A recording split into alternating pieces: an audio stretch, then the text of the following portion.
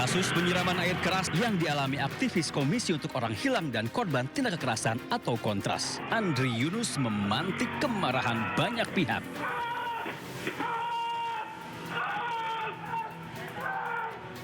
Selain dikecam berbagai elemen masyarakat sipil, Kantor Komisaris Tinggi PBB untuk Hak Asasi Manusia atau ONCHR juga turut bersuara. Diunggah di akun media sosial, PBB menyebut sangat prihatin atas serangan yang dialami Andri Yunus. PBB bahkan menyebutnya sebagai tindakan pengecut.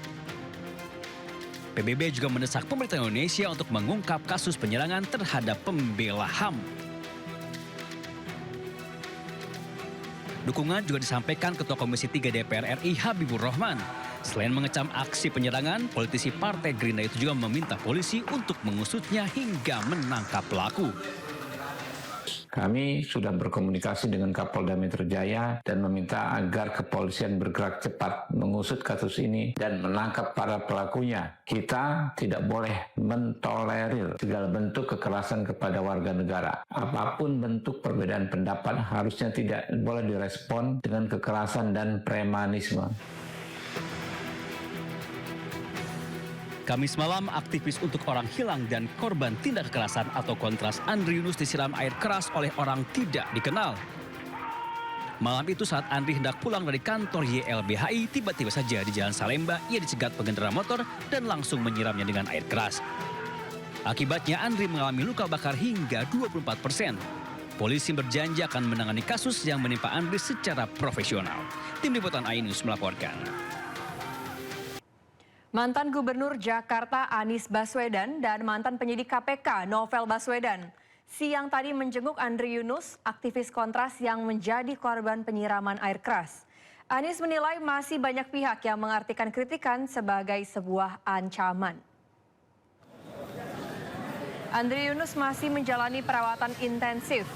Anies dan Novel bertemu dengan pihak keluarga dan menitipkan secari kertas berisi pesan semangat untuk Andri. Di mata Anies, Andri merupakan sosok aktivis yang kerap menyuarakan kepentingan masyarakat. Kritikan dan saran kerap diberikan para aktivis demi memperbaiki suatu tatanan atau program. Anies pun meminta negara hadir dan serius menuntaskan kasus tersebut agar para pelaku penyiraman dan pemberi perintah bisa ditangkap dan diungkap motifnya. Masih ada sebagian yang memandang kritik itu sebagai ancaman. Padahal kritik itu adalah pengawasan. Nah, orang-orang yang memandang kritik sebagai ancaman ini, itu kemudian muncul dalam peristiwa seperti ini. Karena Andri vokal, lalu dia merasakan sekarang ini serangan, dan sederhana sekali. Ini berarti masih ada unsur-unsur di negeri ini yang menganggap kritik itu sebagai ancaman karena itu ditiadakan. Bukan, ini bukan ancaman, harus ditiadakan. Itulah sebabnya kenapa negara, pemerintah harus melindungi supaya kehidupan demokrasi kita tidak malu. Kalau kita perhatikan ya dari CCTV paling tidak itu menggambarkan bahwa pelakunya itu bukan satu aja, bukan satu motor, maksudnya satu motor kan berdua ya. Itu mereka berkelompok dan melakukannya seperti sangat terorganisir.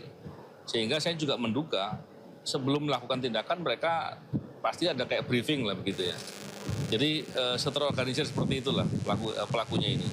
Yang kedua, pastinya kalau polanya seperti itu untuk menyerang pastinya sudah mengikuti, mempelajari dan banyak hal yang dilakukan.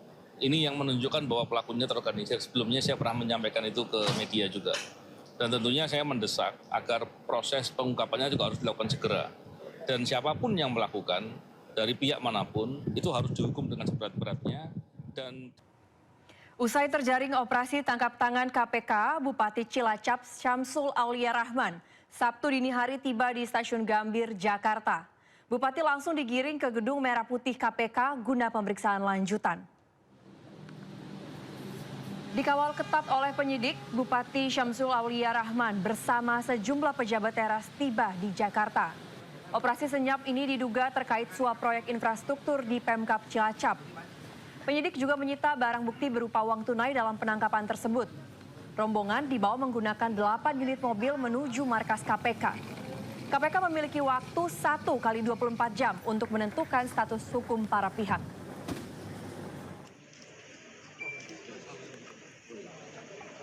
Sebelumnya, Bupati Cilacap Syamsul Aulia Rahman dan sejumlah pejabat menjalani pemeriksaan maraton selama 6 jam di Mapolresta Banyumas. Bupati Syamsul Aulia Rahman memilih bungkam dan enggan memberikan keterangan saat dicecar wartawan terkait kasus dugaan suap proyek yang menjeratnya.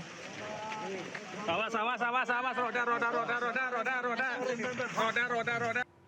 Puluhan rumah kontrakan dan lapak barang bekas di Pesanggerahan, Jakarta Selatan hangus terbakar. Api juga menyambar mobil yang terparkir di lokasi.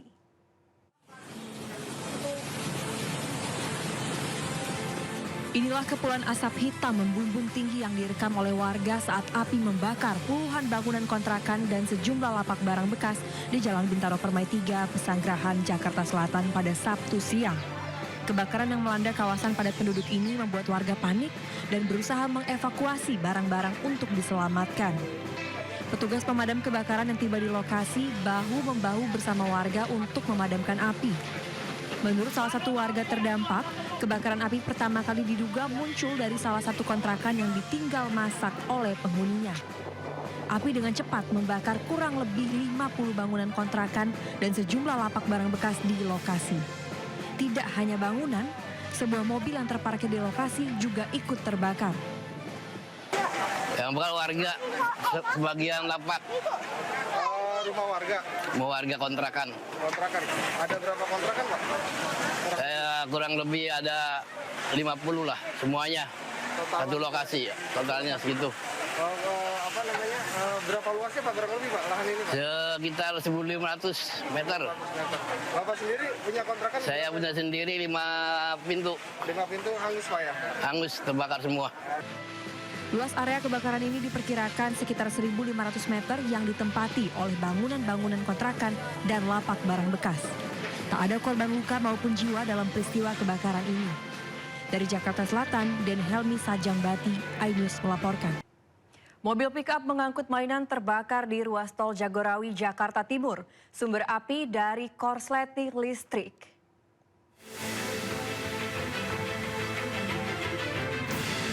Kobaran api disertai asap tebal membakar seluruh badan mobil pick-up yang melaju di ruas tol Jagorawi, tepatnya di kilometer 1200, Kecamatan Makassar, Jakarta Timur siang tadi. Mobil pick-up bermuatan mainan ini terbakar dan diduga dipicu oleh korsleting listrik. Petugas pemadam kebakaran yang tiba di lokasi langsung berusaha memadamkan mobil pick-up yang terbakar tersebut.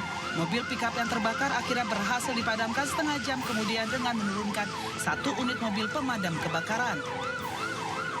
Mendapatkan laporan Jaya 65 di tol Jagorawi, kami langsung meluncur di TKP udah terjadi penyalaan dan kami menanyakan kepada supir bahwa itu mobil melaju dari arah Jakarta Utara, Ancol menuju ke Cilengsi dan mendapati dalam perjalanan itu asap di dalam dan mobil langsung minggir, Pak. Tidak ada korban jiwa dalam musibah ini lantaran pengemudi berhasil keluar dari mobil saat mobil terbakar. Dari Jakarta, Rio Manik, iNews melaporkan.